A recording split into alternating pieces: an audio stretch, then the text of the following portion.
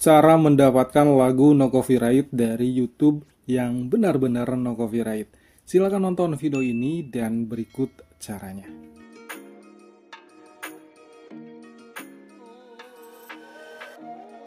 Untuk mendapatkan lagu-lagu no copyright di YouTube memang gampang-gampang susah ya. Kalau salah mendapatkannya setelah dipakai, ujung-ujungnya video kita kena klaim hak cipta. Wah, itu sangat berabi sekali ya teman-teman.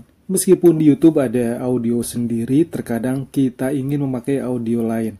Nah, bagaimana agar kita aman menggunakannya? Mari kita buka YouTube-nya ya. Nah, di pencarian, saya akan mencontohkan akan mencari lagu Sunda no copyright. Nah, kita ketikkan di sini.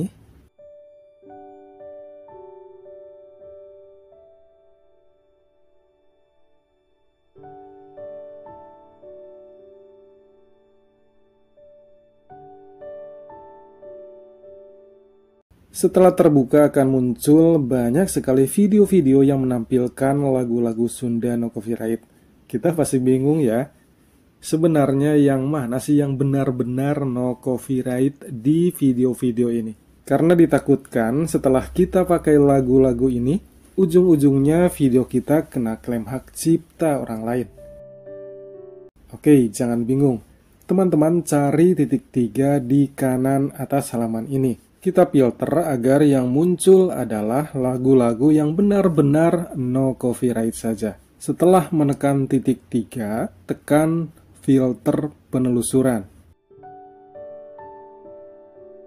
Kemudian pilih Creative Commons.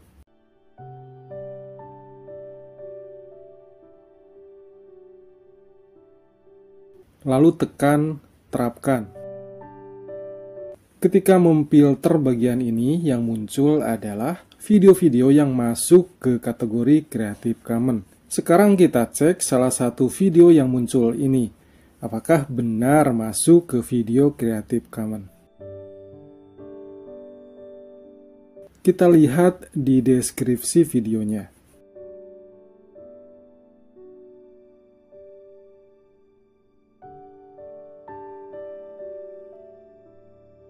Nah, di bagian bawah tertera lisensi atribusi Creative Commons, artinya boleh digunakan kembali. Semoga video tutorial ini bermanfaat. Terima kasih. Wassalamualaikum warahmatullahi wabarakatuh. Jangan lupa untuk di-subscribe ya.